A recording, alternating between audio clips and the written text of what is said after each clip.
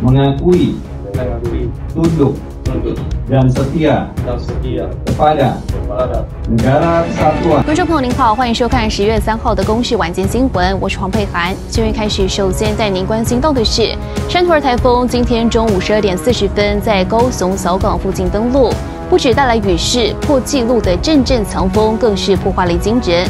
气象署指出，台风登陆之后。 Salah satu media Cina sebut proses naturalisasi Mees Hilgers dan Eliano Reijnders tidak sah, sehingga timnas Indonesia bakal dilaporkan ke AFC jika tetap memainkan keduanya.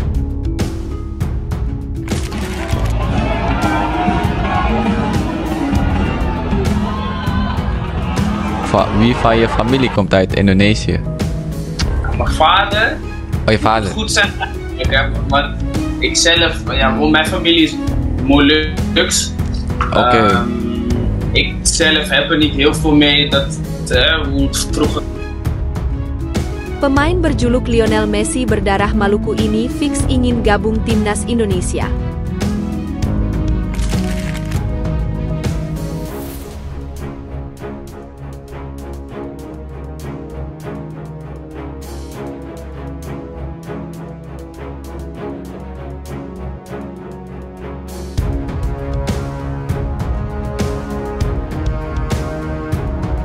Dua alternatif formasi timnas Indonesia dengan skuad saat ini, plan yang menyeramkan Shin Tae-yong.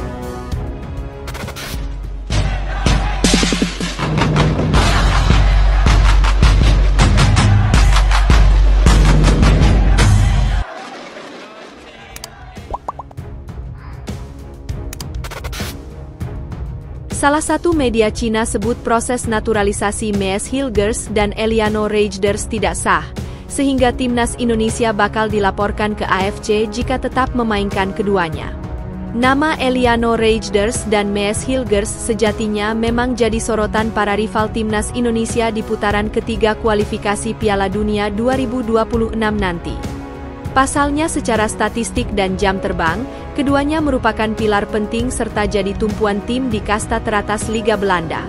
Dilansir dari laman Transfermarkt, diketahui bahwa Eliano Reijnders merupakan winger andalan PEC Zwolle dengan torehan 6 gol, serta 5 assist dari 89 pertandingan di Eredivisie. Sedangkan Mees Hilgers jauh lebih mentereng, yakni 89 pertandingan di kasta teratas Belanda dengan mencetak 2 gol serta 2 assist.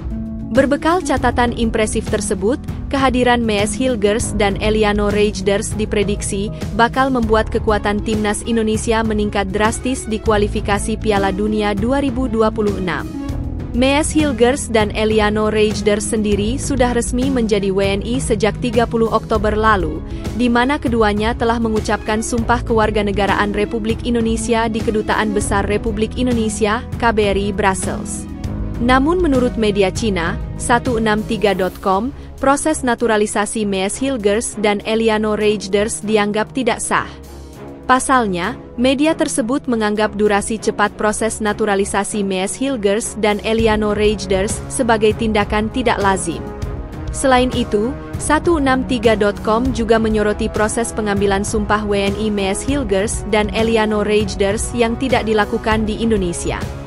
Hal ini menurut 163.com sebagai sebuah pelanggaran dan menganggap proses naturalisasi Mees Hilgers dan Eliano Reijnders tidak sah.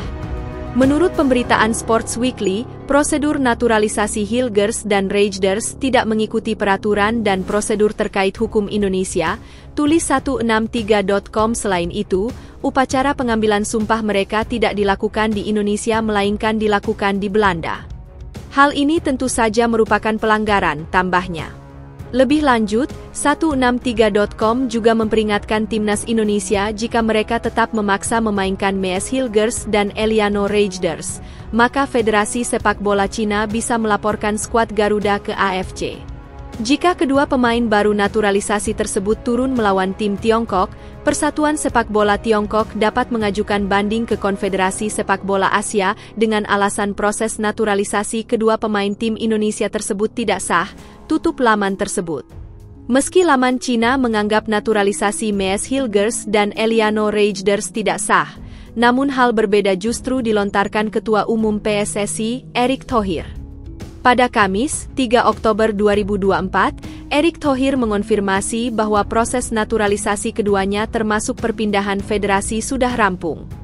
Oleh karena itu, Shin Tae-yong dipastikan untuk bisa mengandalkan Mees Hilgers dan Eliano Reijnders di laga kontra Bahrain pada 10 Oktober 2024 dan Cina pada 15 Oktober 2024.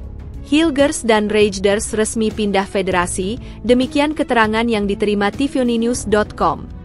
Kehadiran Hilgers dan Reijnders diharapkan bisa membantu timnas Indonesia meraih poin pada bulan ini. Kendati begitu, Erick Thohir tidak mau menganggap remeh Bahrain dan Cina. Eliano Reijnders dan Mees Hilgers saat berfoto bersama Erick Thohir. Meski demikian, jangan anggap ketika lawan Australia atau Jepang dan tim lain, timnas kita langsung diposisikan sebagai lawan yang seimbang. Peringkat FIFA menyatakan perbedaan itu, tutup Erick Thohir.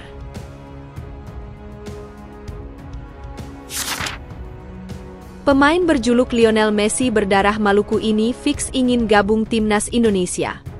Pemain keturunan berdarah Maluku yang mendapat julukan Lionel Messi, Siamaro Thenu tertarik membela timnas Indonesia. Siamaro Thenu merupakan pemain berposisi bek kiri yang saat ini memperkuat tim asal Belanda, Vitesse Arnhem U21. Ketertarikan Siamaro Thenu memperkuat timnas Indonesia diungkapkan saat berbincang di channel YouTube Yusa Nugraha. Aku juga berharap suatu saat nanti bisa membela timnas Indonesia, ujar Siamaro Thenu dikutip pada Kamis, 3 Oktober 2024 sore WIB. Namun, dia mengakui bahwa permainannya harus ditingkatkan lebih dulu agar pelatih timnas Indonesia, Shin Tae-yong meliriknya. Tetapi itu nanti tentunya aku harus menunjukkan diriku sendiri juga dalam sepak bola, kata pemain berusia 19 tahun tersebut. Terkait adanya kontak dari PSSI untuk mengurus proses naturalisasi, sejauh ini dia belum mendapatkan informasi dari agennya.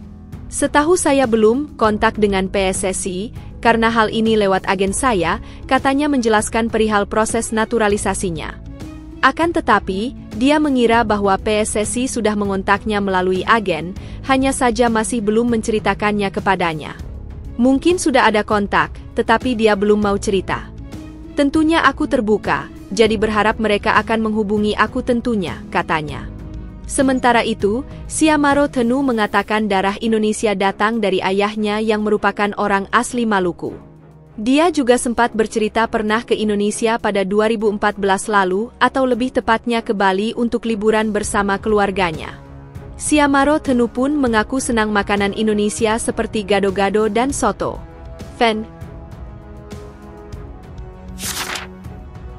Dua alternatif formasi timnas Indonesia dengan skuad saat ini, plan yang menyeramkan Shin Tae-yong. Naturalisasi Mees Hilgers dan Eliano Reijnders membuat komposisi timnas Indonesia makin dalam. Tim berjulukan skuad Garuda itu bahkan bisa membentuk tim pelapis yang bisa bersaing. Racikan 3-4-3 ala pelatih timnas Indonesia, Shin Tae-yong, sangat cocok untuk mengakomodasi skuad saat ini. Saking ketatnya persaingan, pemain bisa dimainkan di luar posisi aslinya. Formasi utama timnas Indonesia tentu bakal berisikan para pemain terbaik mulai dari Martin Paes di bawah Mister Gawang dan trio Mees Hilgers, Jai Itzes, dan Justin Hubner di lini belakang. 4 pemain di lini tengah bakal dihuni oleh Sandy Walsh, Tom Haye, Nathan Choyaon, dan Kelvin Verdong. Nathan adalah seorang fullback kiri yang disulap sebagai gelandang oleh Shin Tae-yong. Trisula lini depan sudah pasti bakal ditempati Eliano Reijnders sebagai winger kanan, Rafael Struijk striker, dan Ragnar Oratmangoen menjadi winger kiri. Namun dalam praktiknya, Struijk dan Ragnar kerap bertukar posisi. Lantas, bagaimana dengan tim kedua timnas Indonesia? Hernando Ari Sutaryadi akan menjadi kiper timnas Indonesia dengan Muhammad Ferrari, Jordi Amat, dan Rizky Ridho menjadi tembok di depannya.